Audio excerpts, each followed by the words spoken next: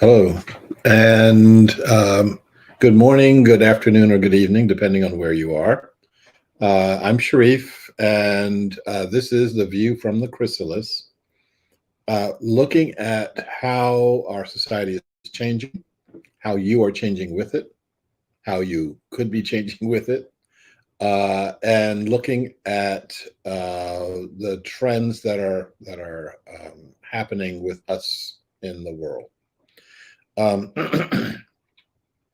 um, I realized that today I've got probably an hour's worth of material prepared for a 30-minute program. Um, I'm going to stop at 30 minutes. I'm pretty sure, unless I get some stimulating questions or comments from you to the otherwise. Um, Yeah, what I want us to be talking about is the Chronicles of the Upheavals. This we talked about this on Monday. This is going to be our wrap up conversation because we got a lot to talk about next week. The I want to well, I guess what I want to do now, right now, is our meditation, and then I'll tell you a quick story, and then we will get launched into this. So, 5 minutes today, and I will be inviting you to center yourself, to close your eyes if you're comfortable with that. I'm not in a room with you, so it's okay to close your eyes. Um, and relax into your meditation.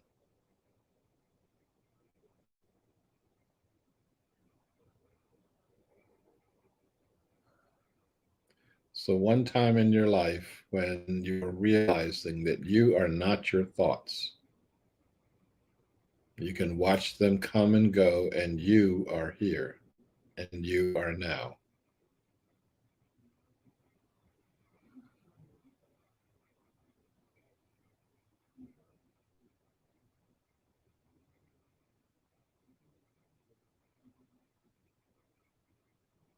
You are not your tension, so just let them go.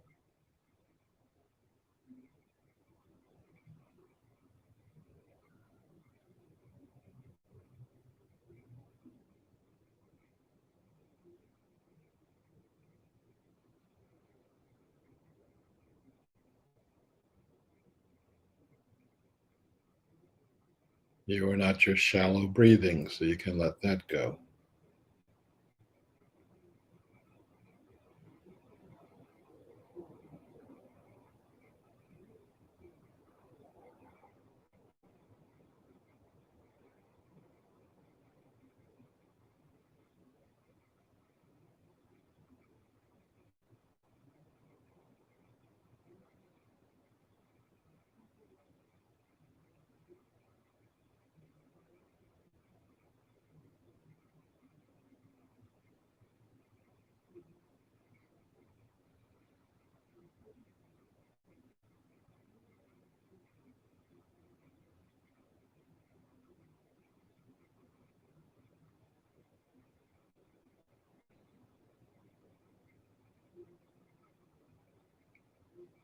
You are not the things that happen to you, so you can let them go.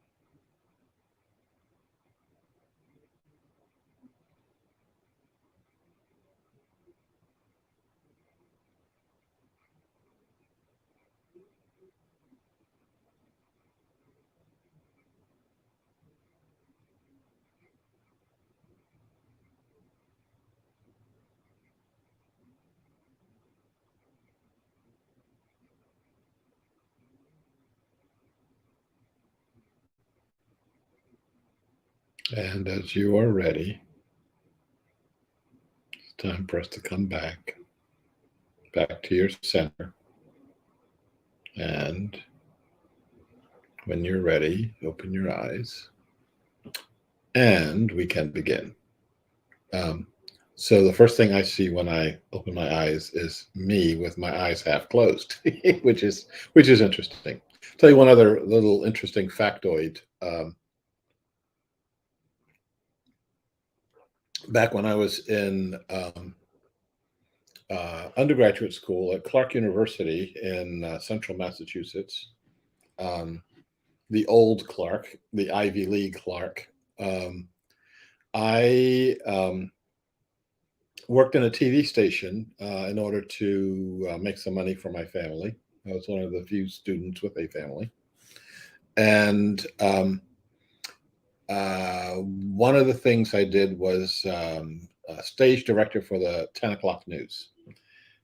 If you want to take some time and go through the thrilling days of yesteryear and television, that was, with a 200-pound lens on my camera. Took two people just to pick up the lens. But the head of the news was always running around at the last minute. I mean, literally the last minute. And there are times when it's like 10. I'm on this.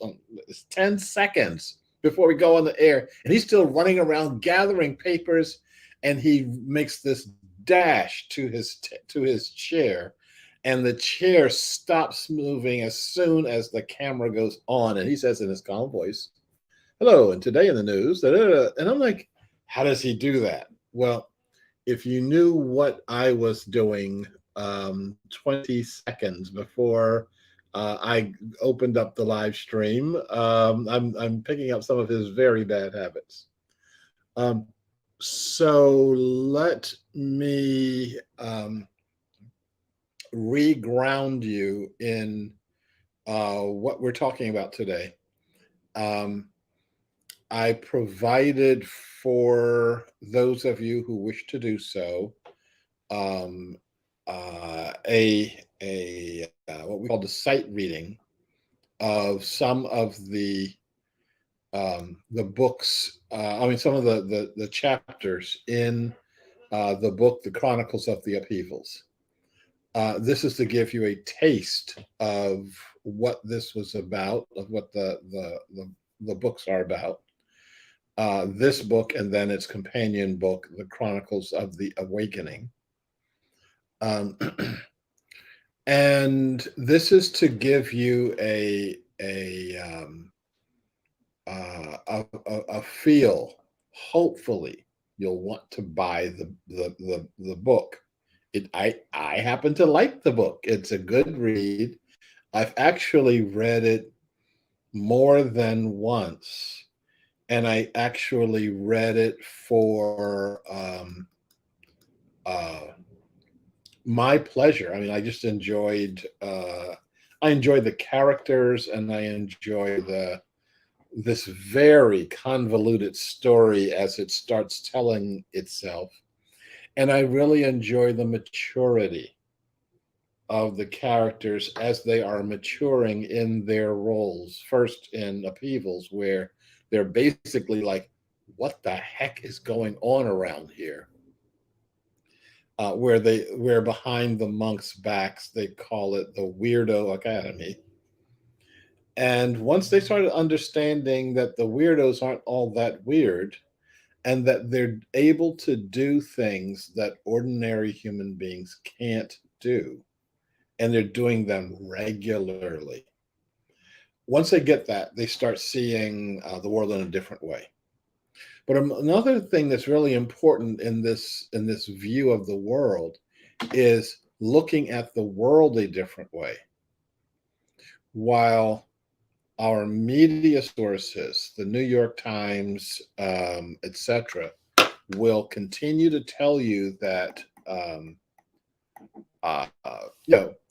there's floods over here, there's war over there, there's famine over there, but everything's going on pretty much the way it has always done. So I'll see you all tomorrow. Okay, that's a wrap up of the news every day. Maybe it's not going that way. Maybe the profound changes that we're going through are really profound, and they really are changes, meaning we won't ever go back to the old systems. And maybe there are new systems being born literally in front of our faces. And because we're not prepared to see it, because we don't expect to see it, because we're not being trained how to see it, we don't get it. So we believe that the world is going to hell in a handbasket because we can't see all the babies being born all around us. My job is to help us to see the babies, to see these new avenues that are coming up right in front of our faces. We're going to be talking about some of those new avenues next week, and it won't be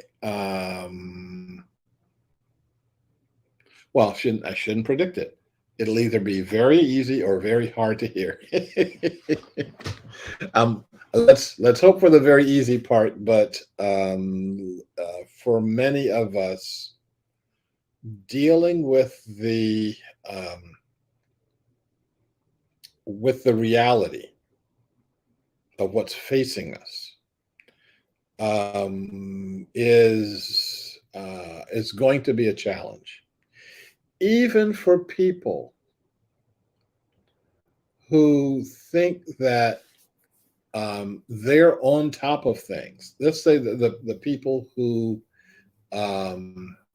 and believe me, I am so tired of hearing about people who are woke. I wish I could give you my perspective on woke. It's a different way of being sleep.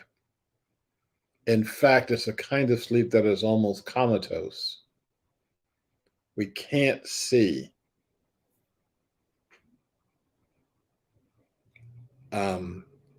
It's a different set of blinders that are over top of our eyes.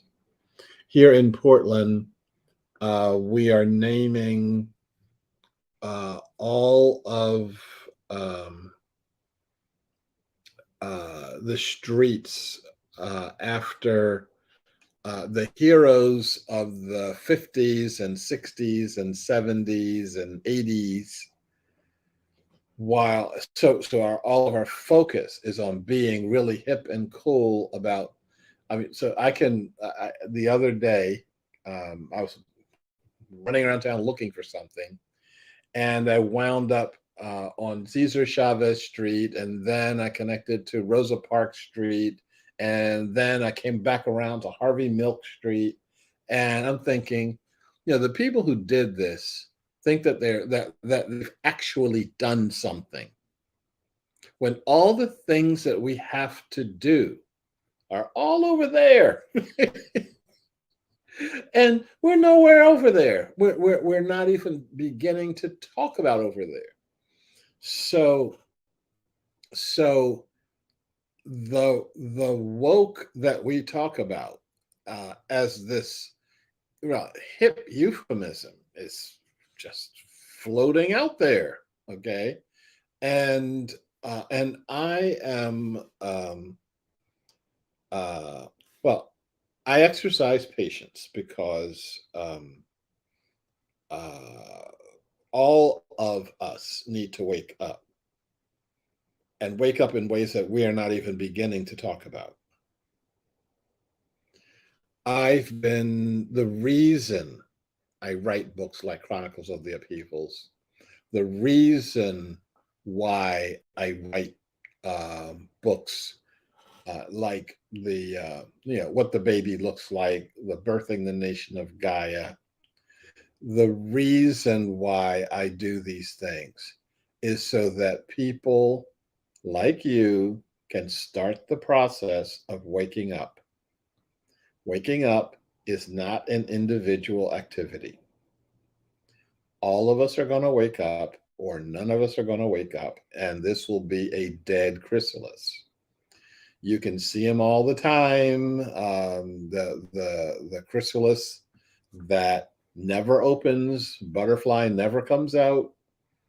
It's a failed chrysalis, and the universe keeps rolling right along and will then do something different. I do believe that the earth as a whole is waking up. I do believe that we human beings have a key role to play in the awakening of the entire earth. But we're not the only ones that can play that role. We're not even the best ones that can play that role. We as a species have not been practicing living as a species. Um, let's see about how long. Never. Never. We have not been practicing this. It's time we started practicing it. If we want to be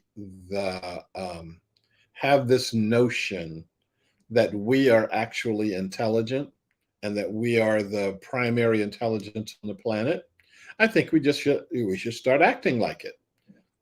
If we don't want to act like it, that's okay. But when whales and dolphins, when crows, actually for some of us, when slime mold becomes more cogent and more intelligent than us, um, we shouldn't say that much about it because we had our chance. We've got our chance right now, and look at how many of us focus on keeping somebody else down.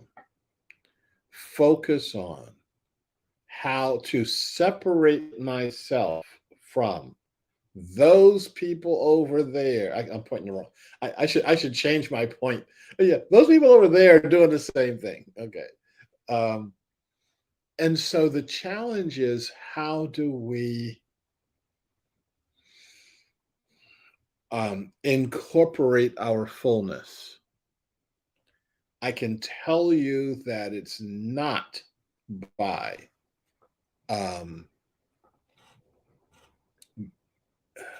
being separating energy from any of us. I want to say this very clearly, and I also, I guess I may be affected by the weather here. Today is a very cloudy, very cool day, raining outside. It looks like Portland outside, and I may be less buoyant than usual because I'm affected by that. I've been thinking about Abraham Lincoln, of all people, and for some reason there's a number of um, triggers for me to think about Lincoln, not just as president, but the metaphysical aspects of him. He was the president that, because of the tragedies of his life, and then the ultimate tragedy of his life, the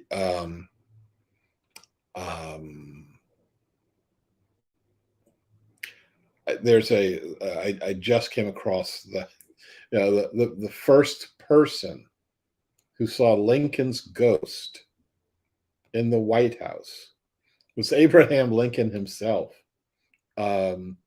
He was looking into a mirror and said he saw his image, and then he saw another image of him behind him, and that guy looked dead. Um, but I think about Lincoln because of the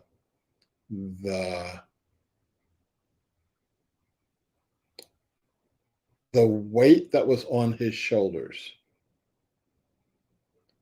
of a nation that was tearing itself apart, and his job to stitch it back together.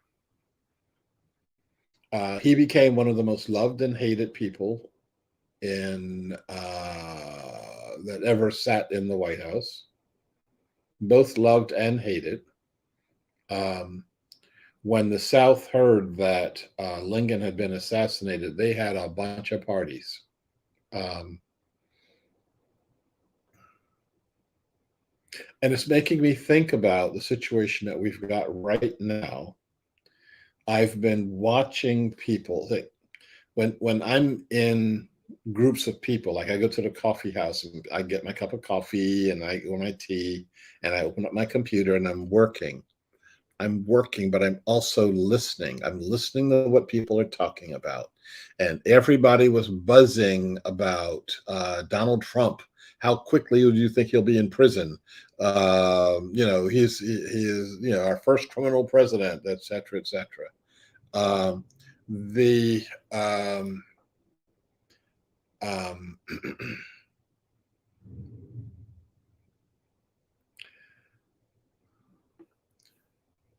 Donald Trump is meaningless to what we have to do right now.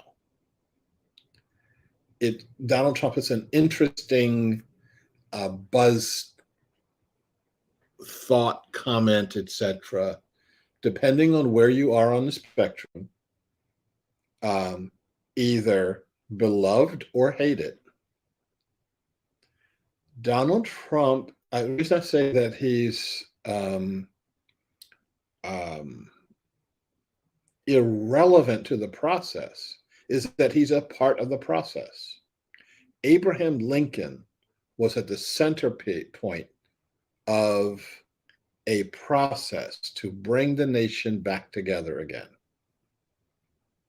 Donald Trump is at the center of a process that dissolves the nation to prepare for something else.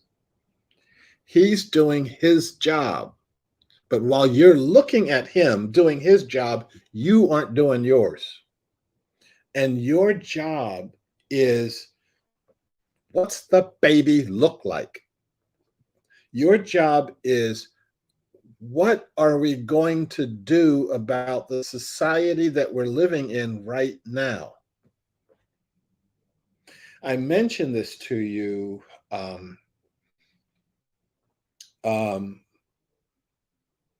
earlier, and I'm trying to think of when. Maybe Monday. I don't remember, but I think the visuals are really important. So I've got some visuals here. This is from the movie Deep Impact. If you have not seen the movie, I would recommend that you see the movie. If you have not seen the movie recently, I think it's a really good rewatch. It's got all sorts of stuff, including people in spacesuits.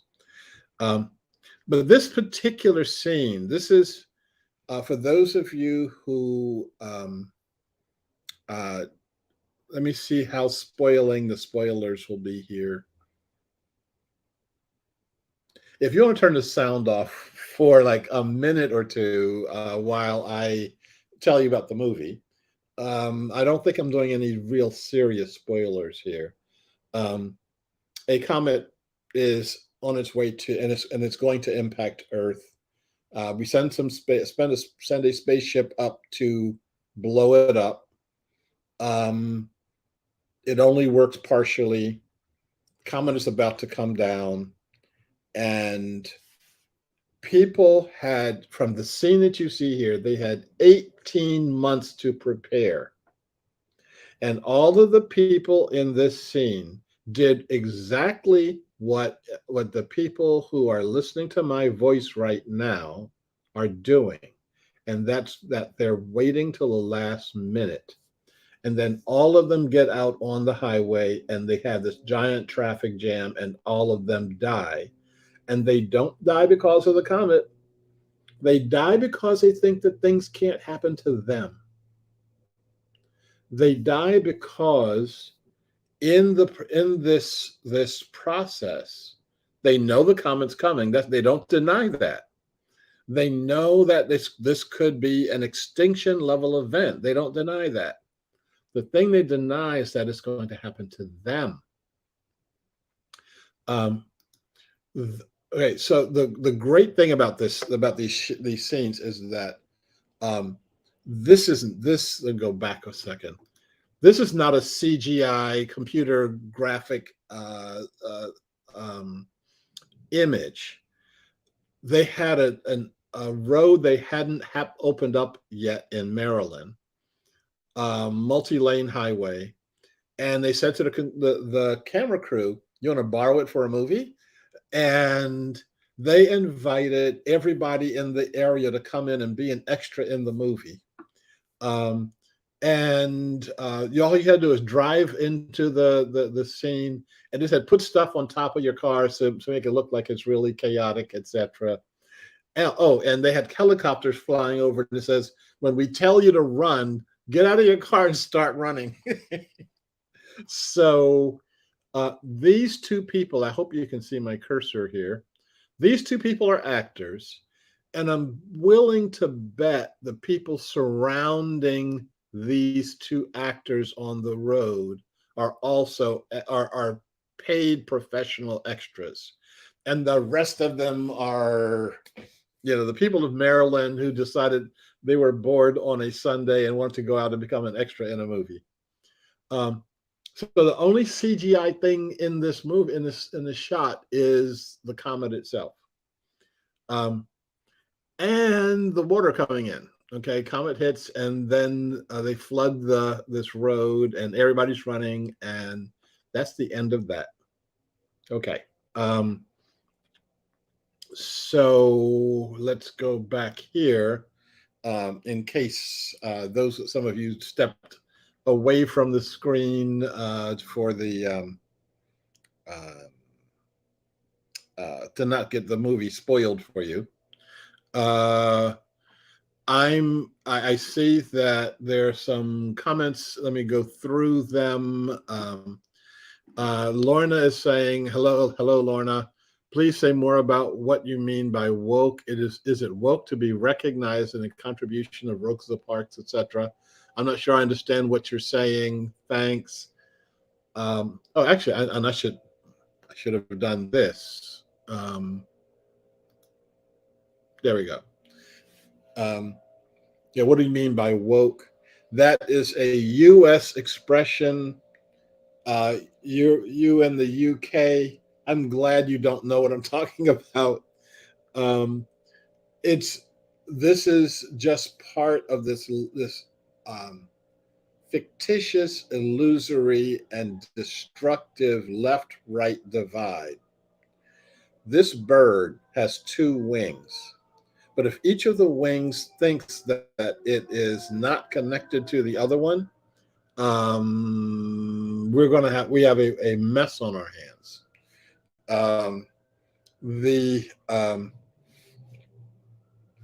Lorna goes on to say, goodness, Lorna, you filled up my box here.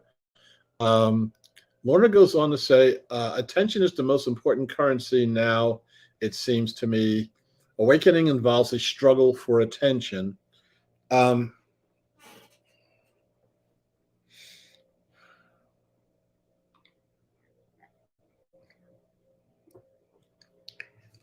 Yes-ish.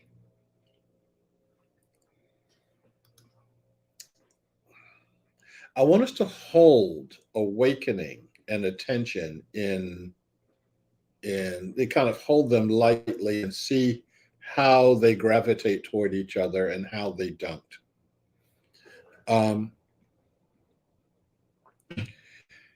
If by attention we mean the frantic, search for eyeballs that keep blasting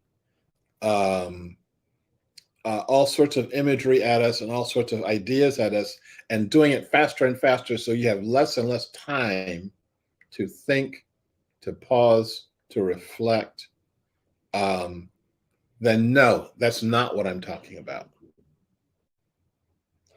Um, if we're talking about attention, is awareness of our present situation, which the overwhelming majority of us in this country are not. The overall awareness of my role in this, that this isn't, none of this stuff is accidental. All of it is moving in a direction, and the direction shows us how to be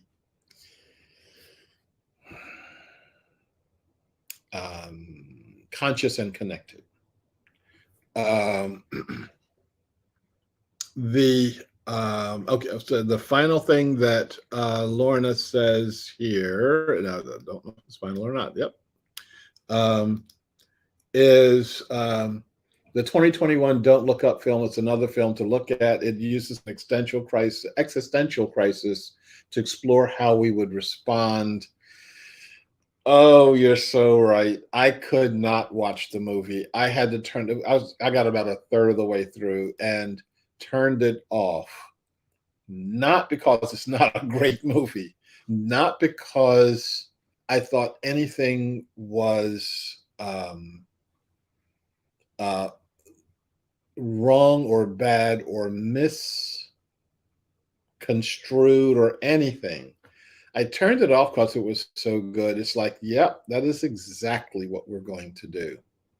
So, deep impact on on a physical level. Okay, you've got 18 months from the time the president of the United States says there's a comet coming our way and it could be an extinction level event.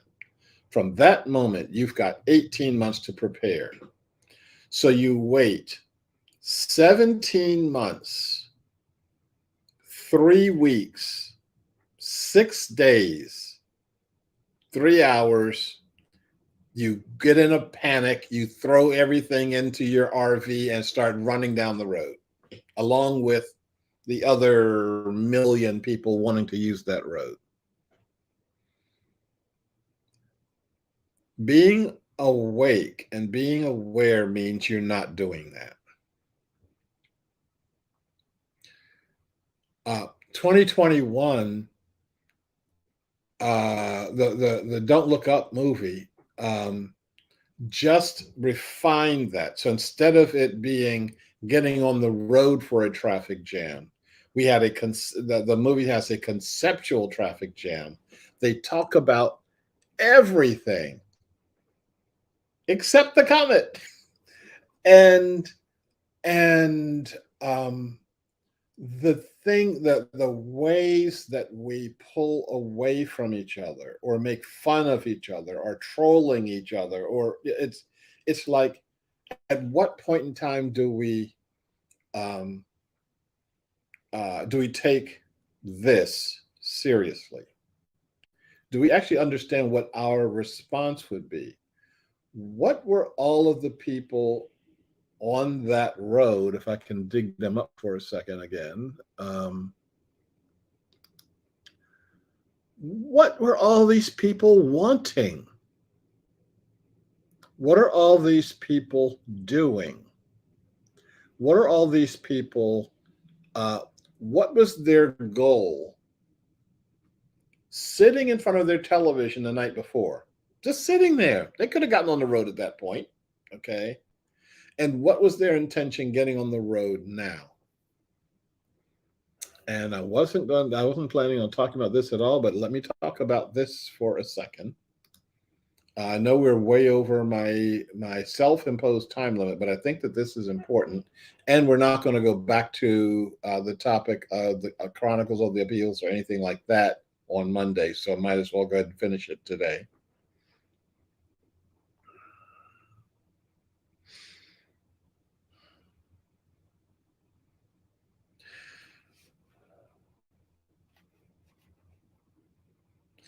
having a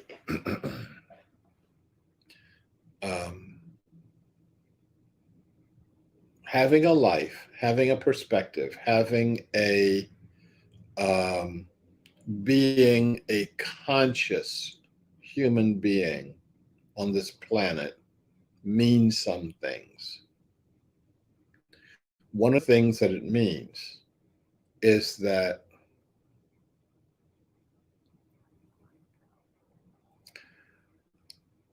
I was born, I grew up. I'm not sure growing up in Camden is called growing up, but I survived Camden, New Jersey. Um, I have had a personal life, I've had an organizational life, I've had a professional life, I've uh, loved and lost, etc., etc. And there are many things that are precious to me. And one of the things I recognize, I know, is that I'm going to die. That could be right now, today on live TV. Um, I don't think so, unless there's something wrong with my cup of tea here. But at some point in time, this week, this month, this year, this decade, I'm pretty sure this century, but yeah, at some point in time, I'm going to this body that's going blah blah blah right now won't exist in this form anymore. I I will keep going in another form, in another dimension, in another way. But Sharif, as this particular hunk of meat, wearing these particular clothes in this particular apartment, will be no more. When that comes, why should it come with me running around like a chicken with my head cut off, saying, "Don't kill me! Don't kill me! I don't want to die." It's like I don't want to die. I'm not planning on dying. I don't have a 45 here ready to blow my head off. I don't want to die, but I recognize, I always ask myself when I am in a life-threatening situation, is this my time? Because if it's my time, I want to face it. If it's not my time, I want to scoot out of the way and let that car keep going. And that's happened to me more than a few times. I want to scoot out of the way of the person holding that gun on me, intending to shoot me. I want to continue to make eye contact with them. I want to continue to make heart contact with them. I want to understand, why is this person holding a gun on me? What do they want from me? I want to be able to give them what they need, but I also want to be able to deny them the power that they think that they have over me by holding the gun. And there've been a lot of guns held on me over the time. No one has ever pulled the trigger yet, and on the one hand, I'm thankful for that, but also on the other hand, I'm at some point in time, somebody's going to pull the trigger. I'm going to die. So once I open myself to that, I don't have to get down in that crowd there, running desperately for my life. That way it's going to kill me, it's going to kill me. On the one hand. On the other hand, I don't have to ignore what's happening.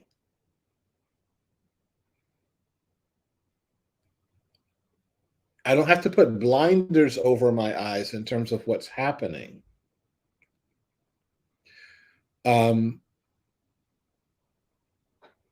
So that I'm not when I'm facing my reality, when I'm facing myself, I don't have to uh,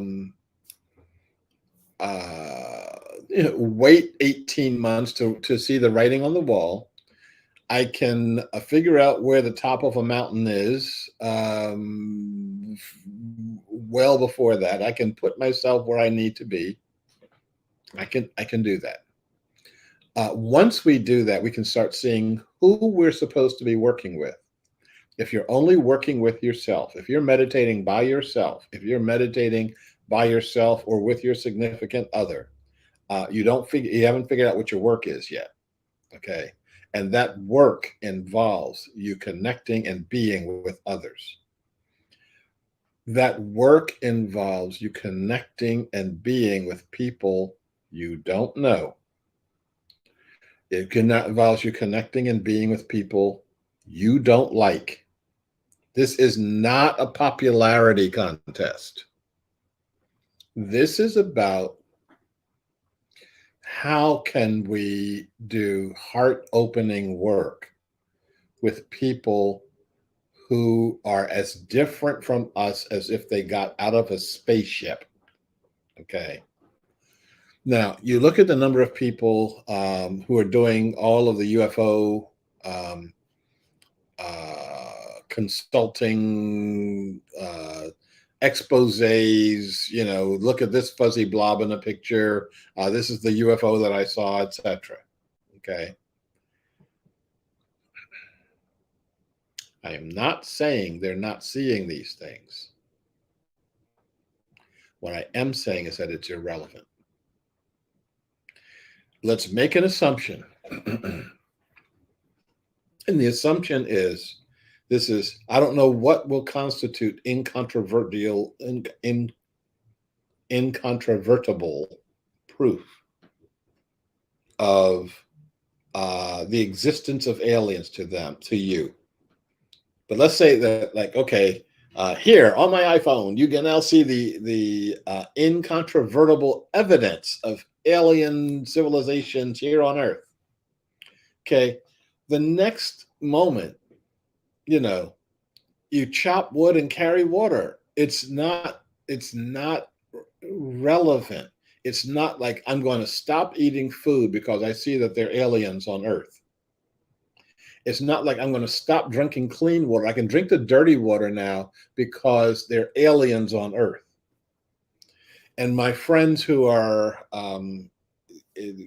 trying to get me excited about aliens say, this is evidence the government is lying to you. Of course the government's lying to you. Once you figure that out, then the next step is chop wood, carry water. How are you going to live your life knowing that the government that you're paying for is lying to you? It's one of the purposes of government. That governments all around the world lie to their citizens. All of the governments of the world are anti-Robin Hoods. They take from the poor and they give it to the rich. This, yes, you see that. It's startling. It's not fair. You get incensed about it. And then you do your meditation deeper. You stop being incensed. And then you say, okay, what's the baby look like? And what can I do to help this birth come along? If we don't get over it, baby will be born sitting over there trying to like, okay, I'm over here now. And we're still going to be debating the existence of aliens. We're still going to be stuck in our the illusion of right-left splits. Once things come down to our realities, the reality of whether you have food, whether you have air. Our friends on the East Coast right now are struggling with the issue of air. We were there on the West Coast a couple of years ago. I'll take a picture and show you what my view is out this window. And that way you'll know what I mean when I say I couldn't see across the street. The air was so thick I could not see across the street. Very thankful for the double pane windows that kept that stuff, the chunky stuff, outside, so I didn't have to breathe it. They were saying that just walking down the street in Portland at the time was like smoking 5 packs of cigarettes a day. And when your air runs out, when your water runs out, when your food runs short, what do you do? Well, that's a good question. That's the question. That's a much more interesting question than whether or not um, the there are space aliens, whether or not um, you know, how we deal with X or Y or Z. Now, there's a reason for this. I've been saying this for a long time. The folks who want you to stay focused on the left, where's my left? I don't know my left from my right, but for either on the left or the right, they want people who want you to focus on that, don't want you to recognize something.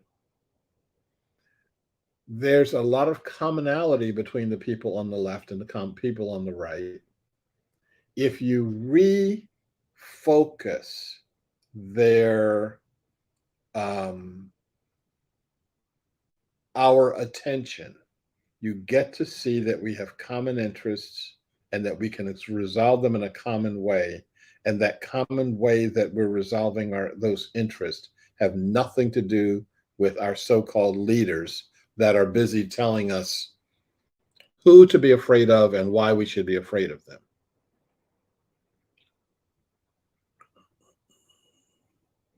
So the question is it's not about should we honor or should we not honor the human rights leaders of our past.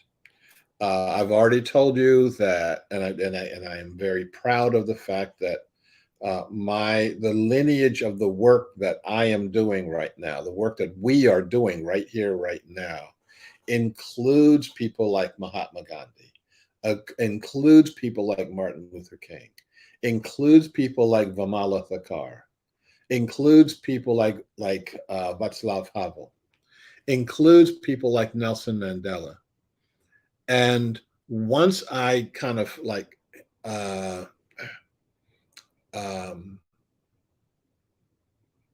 recognize that, once I can pause long enough to listen to what the other is actually saying, than what I'm afraid that they're saying, then it's a different game. I'm going to shut up in 1 second here. No, maybe let's make it 2 seconds. I was on an airplane once, just once. I was flying cross country, and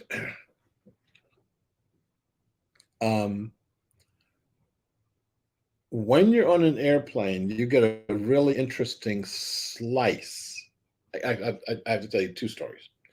When you're in an airplane or you're in a line at the grocery store, you're involved in an interesting slice of our society.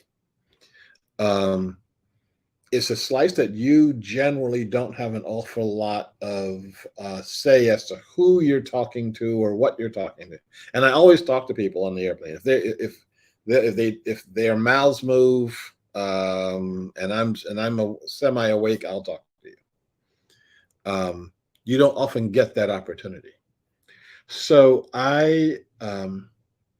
so the first story was I'm on the airplane. I'm sitting next to this young couple. Um, and we start talking, and I could see that they were um, holding back, like um, not knowing how to talk to me, not knowing what to talk about, etc. We were on a long flight, so we got to a point where they said something about being in Colorado hunting. And I said, you're a hunter, and they said, they're like looking guilty, but like, yes, we're hunters. Um, and, we flew out here for bighorn sheep. And, um, and the guy, I said, what do you do with what you hunt? And the guy was very proudly says, we consider ourselves responsible hunters. Um, we eat everything that we kill. We treat it with respect. Um, we harvest. I don't. He had hunting talk that I had no idea what it meant, but basically, um, they try to think of themselves as conscious hunters. Now, another plane that I was on my way to South Africa years ago, there were these guys, young Americans, about the same age as the couple I was the responsible hunters. And they were in the plane. I wasn't talking to them because they were busy getting juiced. It's a number of hours from the flight, and they spent most of their time drinking alcohol. And when they got off the plane, one of them says to the other, let's go get our guns and go kill something. Yeah. Okay. So this is um to say I'm against hunting would be saying I'm against the clowns, the drunk clowns. I'd also be saying I'm against these responsible human beings, adults doing um acting in a responsible way.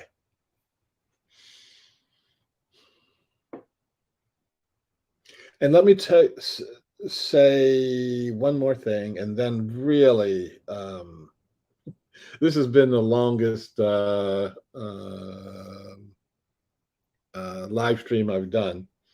Um, I was in a coffee house.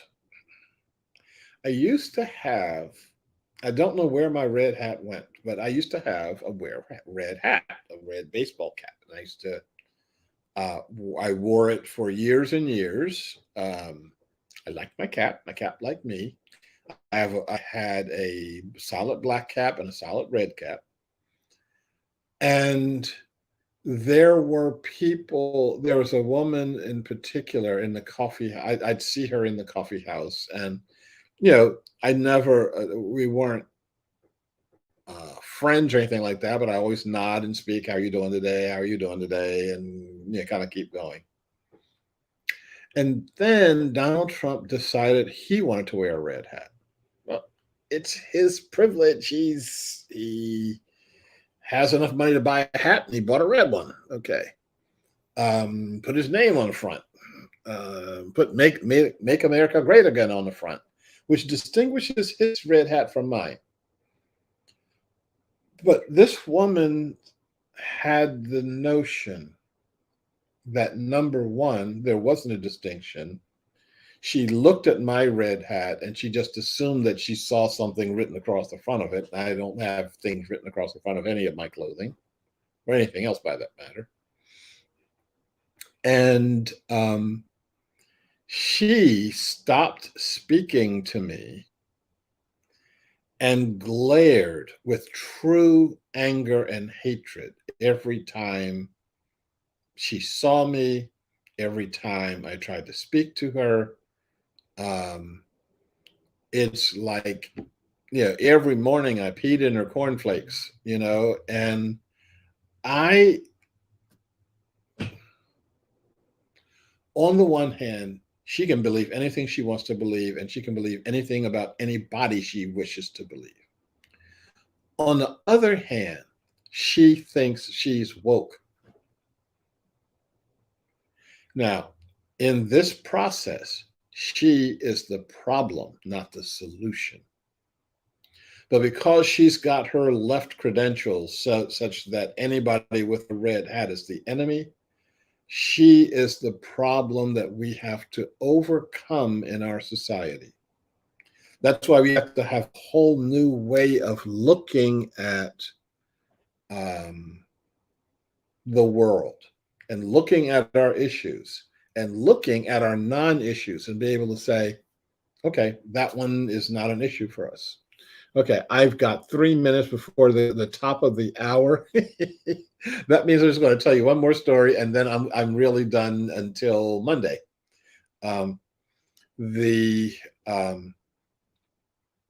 Oh shoot, I just forgot the story I was going to tell you, which probably means it wasn't important. Or as my mother used to say, if I said, oh, I forgot such and such, and she would say, it must have been a lie. And I always wanted to ask her, have you never forgotten anything? When you forgot it, were you lying? My mother was not the kind of person who would tolerate a question like that, so I never got around to asking her. Okay, let me go. Thank you for indulging me, and thank you for the comments today.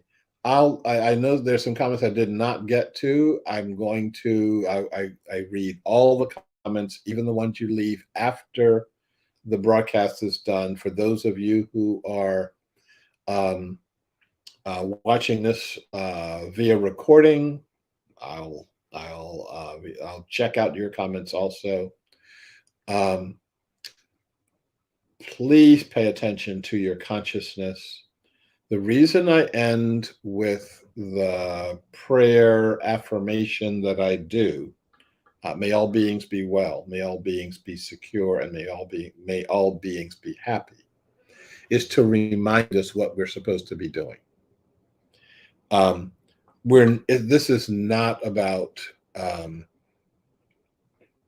making points. This is not about